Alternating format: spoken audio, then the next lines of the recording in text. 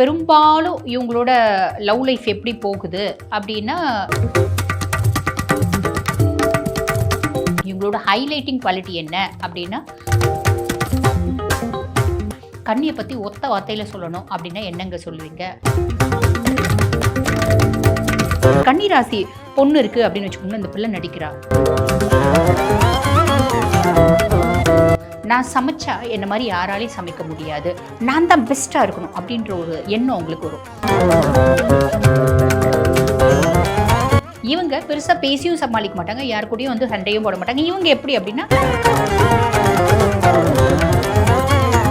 2 வார்த்தை பேசுவேன், நறுக்குன்னு பேசுவேன், நங்கூரம் போட்ட மாதிரி பேசுவேன், நீயே வாய முடிப்ப. பெரும்பாலும் வந்து பார்த்தீங்கன்னா, எனக்கு தெரிஞ்ச வரைக்கும் கன்னி மேஷத்தையோ விருச்சிகத்தையோ அட்ராக்ட் ஆவாங்க. இவங்களுக்கு பெருசா ரகசியங்கள் இருக்குமா? இருக்கலாம். எல்லா ராசிகளுக்கும் ரகசியம் இல்லாம இல்லை இல்லைங்களா?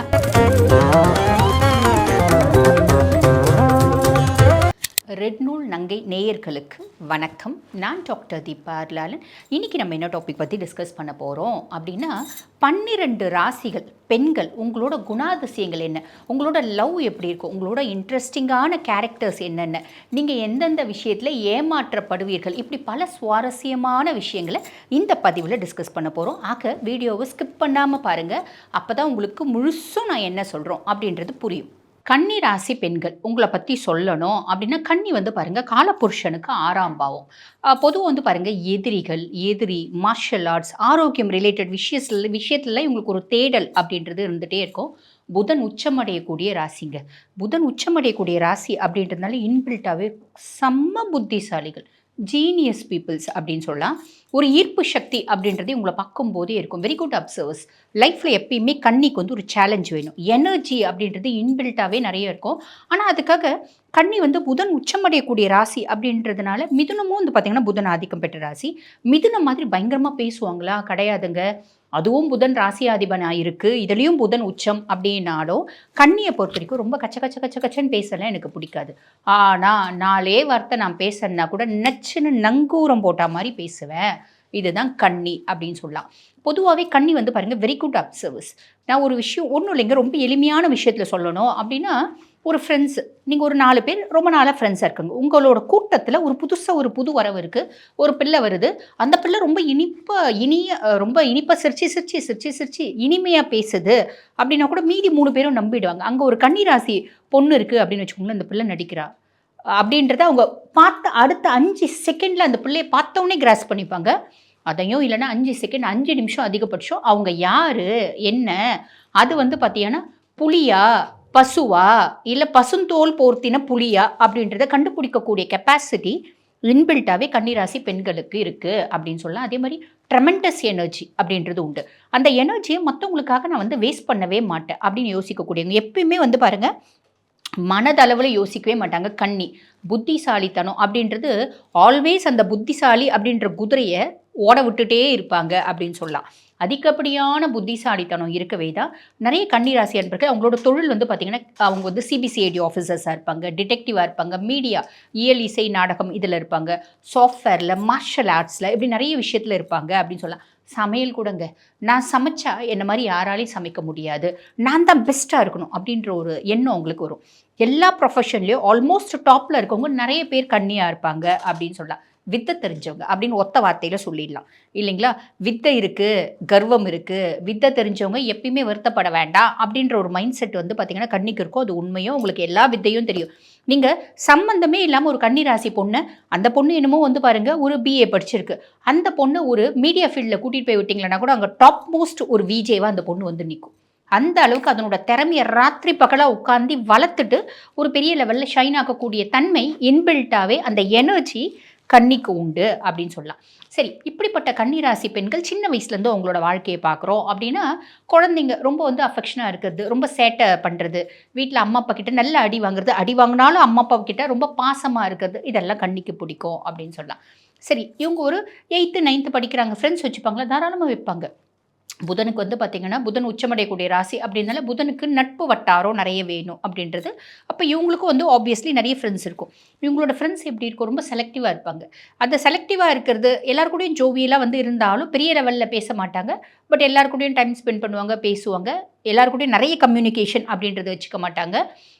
இவங்க செலக்டிவாக ரொம்ப 1-2 பேரை இன் டெப்த் ஆஃப் ஃப்ரெண்ட்ஸாக வச்சுப்பாங்க. அதாவது நெருங்கின ஒரு நட்பாக வச்சுப்பாங்க. அந்த பேசிஸ் கூட எப்படி இருக்கும்னா, நான் உன்னோட ரகசியத்தை எதுவுமே வெளில சொல்ல மாட்டேன், நீ என்னோட ரகசியத்தை எதுவுமே வெளில சொல்லாத அப்படின்ற ஒரு மைண்ட் செட் இவங்களுக்கு இருக்கும். இவங்களுக்கு பெருசாக ரகசியங்கள் இருக்குமா? இருக்கலாம். எல்லா ராசிகளுக்கும் ரகசியம் இல்லாமல் இல்லை இல்லைங்களா? Each and every coin has two sides அப்படிம்பாங்க. எல்லாருக்கும் ஒரு டார்க் சைட் அப்படின்றது இருக்க தான் செய்யுது. அந்த டார்க் சைட்லேருந்து தப்பிக்கப்படுறவங்க யார் அப்படின்னா, சின்ன வயசுலேயே ஆன்மீகம் போகிறவங்க, சின்ன வயசுலேயே ஒரு வறுமையான வாழ்க்கை வாழறவங்க, இந்த மாதிரி சந்தர்ப்பம் கிடைச்சா தப்பு செய்யாதவங்க மனுஷங்க இல்லை. சந்தர்ப்பம் கிடைச்சா தப்பு செய்கிறவங்க தானே மனுஷங்க. அது எந்த தப்பானா இருக்கலாம். ஜஸ்ட் வந்து பார்த்தீங்கன்னா, அவளோட நான் மார்க் எடுக்கணும் அப்படின்றதுக்காக அவள் ஒரு ஆன்சர் கேட்டால் கூட எக்ஸாமினேஷனில் நான் சொல்ல மாட்டேன், எனக்கு தெரியலப்பா அப்படின்னு சொல்கிறாங்க பார்த்தீங்களா? அதுவும் சந்தர்ப்பத்தில் செய்யக்கூடிய தப்பு தான். உடனே நாங்கள் சந்தர்ப்பம் கிடச்சா தப்புன்னு உடனே நீங்கள் பெரிய பெரிய லெவலில் யோசிச்சிக்காதீங்க, நாங்கள் சின்ன லெவலில் தான் சொல்கிறோம். சரி, அப்படிப்பட்ட பர்சனாலிட்டிஸ் வந்து இந்த மாதிரி நான் வந்து சின்ன தப்பு செஞ்சேன் அதை நான் கூட நீ வெளியே சொல்லக்கூடாது அப்படின்றது ஞாபகம் வச்சுக்கணும். யார்கிட்டையும் பகச்சிக்கவே மாட்டாங்க. யாரையுமே பகச்சிக்க எனக்கு பிடிக்காது. ரொம்ப சிம்பிள். மிதுனம் வந்து கம்பேர் பண்ணணும் அப்படின்னா, நம்ம இந்த சூரிய சார் படம் ஒன்று, அந்த வாசு அப்படின்ற மாதிரி வரும். சார்லி சார் சொல்லுவார், பா நீ வந்து தயவு செஞ்சு கையை வந்து வேலு நீ கையை வச்சிடாத, யார்கிட்டே அடித்தட்டிக்கிட்ட போவாத, வாசு எதுவாக இருந்தாலும் பேசியே சமாளிச்சிடுவான், அந்த மாதிரி நீயும் பிளான் பண்ணு, நீயும் அதே மாதிரி செய் அப்படிம்பாரு. அது மிதுனம். இவங்க பெருசாக பேசியும் சமாளிக்க மாட்டாங்க, யார் கூடயும் வந்து சண்டையும் போட மாட்டாங்க. இவங்க எப்படி அப்படின்னா, 2 வார்த்தை பேசினா கூட அவங்க கம்முன்னு ஷட்டப் அப்படின்ற மாதிரி வாயை மூடிப்பாங்க. நீ ஷட்டப்புன்னு நான் சொல்ல மாட்டேன், ஆனால் நீயே வாயை முடிப்ப, அந்த மாதிரி நான் பேசுவேன். 2 வார்த்தை பேசுவேன், நறுக்குன்னு பேசுவேன், நங்கூரம் போட்ட மாதிரி பேசுவேன், நீயே வாயை முடிப்ப. ஐயோ இந்த பிள்ளைக்கு ரொம்ப ஞானம் இருக்குது, இப்போ இந்த பிள்ளைகிட்ட எதுக்கு நம்ம வாயை திறப்பானே அப்படின்ற மாதிரி. இது நம்ம வந்து பார்த்திங்கன்னா கன்னி அப்படின்னு சொல்லலாம். சரி, இது வந்து அவங்க ஸ்கூலில் இருக்கும்போது அவங்களோட ஃப்ரெண்ட்ஷிப் இப்படி தான் இருக்கும். காலேஜ்லேயும் இப்படி தான் ஃப்ரெண்ட்ஷிப் இருக்கும். லவ் இருக்குமா? தாராளமாக லவ் இருக்கும். கன்னி ராசி பெண்கள் வந்து பார்த்திங்கன்னா யாரை பார்த்து லவ் பண்ணுவாங்க? ஒரு பையனை பார்த்து லவ் பண்ணுறாங்க அப்படின்னு வச்சுக்கோங்களேன். பையன் எப்படி இருந்தால் இவங்களுக்கு பிடிக்கும்? பையன் ரொம்ப அழகாக இருந்தால் பிடிக்குமா? இல்லைங்க. ரொம்ப அறிவாளியாக இருந்தால் பிடிக்குமா? ஓரளவுக்கு பிடிக்கும். அதி மேதாவியாக இருந்தால் பிடிக்குமா? எப்படி இருந்தால் பிடிக்கும்? வசதியாக இருந்தால் பிடிக்குமா? ரொம்ப வந்து பார்த்திங்கன்னா ஆளுமையாக இருந்தால் பிடிக்குமா? ரொம்ப வந்து இறக்கம் இருந்தால் பிடிக்குமா? அப்படின்னா இவங்களுக்கு எல்லாமே வேணும் அப்படின்னா கூட ஃபஸ்ட்டு அட்ராக்ட் ஆகிறது எதில் அப்படின்னா, நிறைய புத்திசாலியாக இருக்கணும். ஆனால் எனக்கு நான் புத்திசாலி அப்படின்ற ஆணவம் இருக்கக்கூடாது, திமிர் இருக்கக்கூடாது. ஓகேங்களா? நான் தான் உலகத்திலே புத்திசாலி அப்படின்ற எண்ணம் இருக்கக்கூடாது. அதீத புத்திசாலியாக இருந்தாலும் நான் அடக்கமாக இருக்கணும். அடக்கமாக இருக்க பையனை தான் பிடிக்கும். ரொம்ப சிம்பிள். இவங்களோட டேஸ்ட்டு பாருங்கள். அவன் புத்திசாலியாக இருக்கணும், ஆனால் நான் தான் புத்திசாலி, எனக்கு ஈக்குவல் யாருமே இல்லை அப்படின்ற ஆணவம் இருக்கக்கூடாது, ஆர்ப்பாட்டம் இருக்கக்கூடாது, அமைதி இருக்கணும், ஆளுமை இருக்கணும். இப்படி இருந்தால் தான் பிடிக்கும் அப்படின்ற ஒரு விஷயம். சரி, இவங்க வந்து ஒரு பையனை பார்க்குது, பிடிக்குது. பெரும்பாலும் வந்து பார்த்திங்கன்னா எனக்கு தெரிஞ்ச வரைக்கும் கன்னி மேஷத்தையோ விருச்சிகத்தையோ அட்ராக்ட் ஆவாங்க, லவ் நோக்கி போகிறாங்க அப்படின்னு வச்சுக்கோங்களேன். பெரும்பாலும் அவங்களோட லவ் சக்ஸஸ் ஆகிறது இல்லைங்க, என்னோட அனுபவத்தை நான் சொல்கிறேன். ஆனால் அதையும் மீறி வாழக்கூடிய கன்னி எத்தனையோ இருக்க தான் செய்கிறாங்க. கன்னி வந்து பார்த்திங்கன்னா மாற்றம் ஒன்றே மாறாதது அப்படின்னு நினைக்கக்கூடிய ஒரு கிரகம் தான் வந்து புதன். அந்த புதனோட உச்சமடையக்கூடிய ராசி அப்படின்னாலும் இவங்க நிறைய விஷயத்தை வந்து பார்த்திங்கன்னா ஓவர்டேக் பண்ணிடுவாங்க அப்படின்னு சொல்லலாம். நிறைய விஷயத்தை இதுதான் வாழ்க்கை அப்படின்றது புரிஞ்சுப்பாங்க.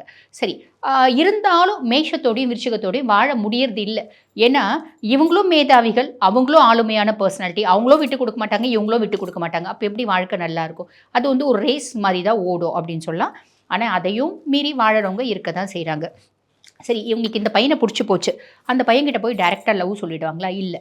அந்த பையன் கூட ஃபஸ்ட்டு நட்பாக பழகுவாங்க, ஒரு நல்ல ஃப்ரெண்டாக இருப்பாங்க, புரிஞ்சிக்க ட்ரை பண்ணுவாங்க. புரிஞ்சிட்டு எல்லா விதத்துலையும் இந்த பையன் வந்து எனக்கு ஓகே, என்னோட சோல்மேட்டாக இருக்கிறதுக்கு இவனுக்கு எல்லா தகுதியும் இருக்குது அப்படின்னு அனலைஸ் பண்ணுவேன். அனலைஸ் பண்ணிட்ட பின்னாடி தான் நான் வந்து லவ் பற்றி யோசிப்பேன். லவ் பற்றி யோசிக்கிறது நானே போய் சொல்லுவேன்னா நிறைய நேரத்தில் நான் சொல்கிறது உண்டு.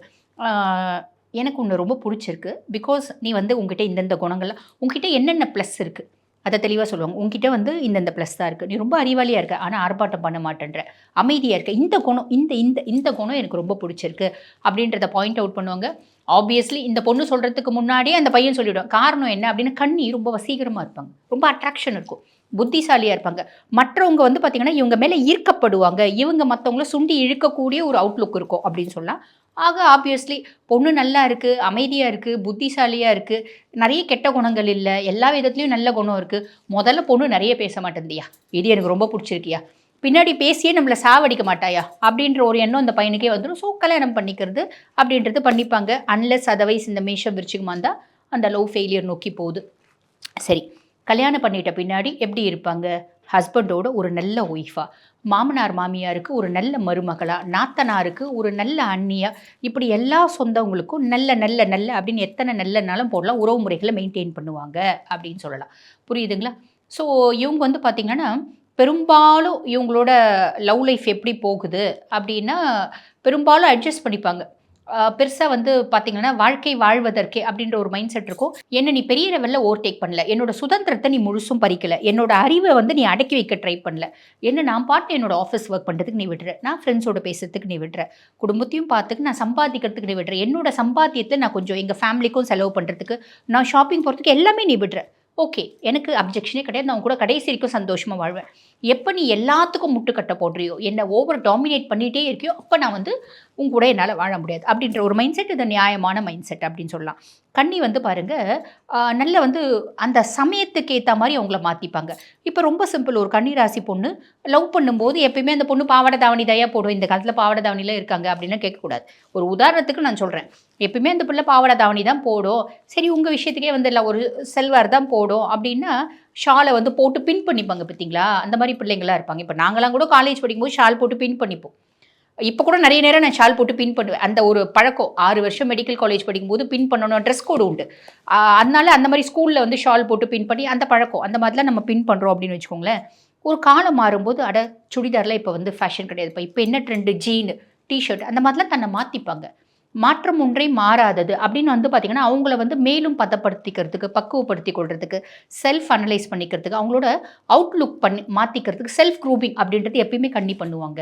அதனால் அவங்க எப்பயுமே அட்ராக்டிவாக இருப்பாங்க அப்படின்னு சொல்லலாம். அப்போ பார்த்த பொண்ணு அப்போ எனக்கு பிடிச்சிருந்துச்சி, இப்போ எனக்கு பிடிக்கல அப்படின்னு சொல்கிறதுக்கு வழியே இல்லை. காலத்துக்கு ஏற்ற மாதிரி அந்த பொண்ணு தன்னை மாற்றிக்கும். குணாதிசயங்களும் சரி, அவுட்லுக்கும் சரி.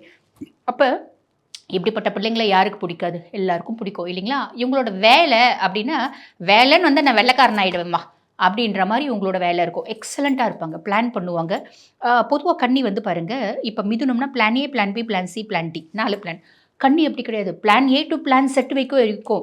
Either plan A, plan X, plan Y, plan Z. அந்த மாதிரி எல்லா விதத்துலையும் நான் சக்ஸஸ் ஆகிறதுக்கு நான் ஓடிட்டே இருப்பேன். வாழ்க்கையினோட குறிக்கோளே நான் சாதிக்கணும் அப்படின்ற மாதிரி ஓடக்கூடியவங்க.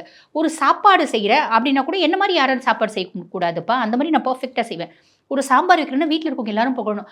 அட ரேக்கா மாதிரி யாராலையும் சாம்பார் வைக்க முடியாதுப்பா, என்ன அருமையாக வைக்கிறாப்பா அப்படின்ற மாதிரி ஒரு பேரை தட்டணும். எனக்கு எப்பயுமே புகழ்ச்சி வேணும். என்னோட திறமையை பற்றின புகழ்ச்சி அப்படின்றது வேணும். நான் மற்றவங்க புகழறதுக்கான எல்லா தகுதியும் எனக்கு இருக்குது அப்படின்றவங்க ஆல்வேஸ் அலர்ட், ஆல்வேஸ் அலர்ட் அப்படின்னு சொல்ல மல்டிபிள் தாட்ஸ் இருக்கும். ரொம்ப டேக்ட்ஃபுல் பர்சனாலிட்டிஸு. எப்பயுமே வந்து பாருங்கள், வருங்காலத்துக்கு என்ன பண்ணணும், எதிர்காலத்துக்கு என்ன பண்ணணும் அப்படின்னு சேமித்து வைக்கக்கூடிய பர்சனாலிட்டிஸ் அப்படின்னு சொல்லலாம்.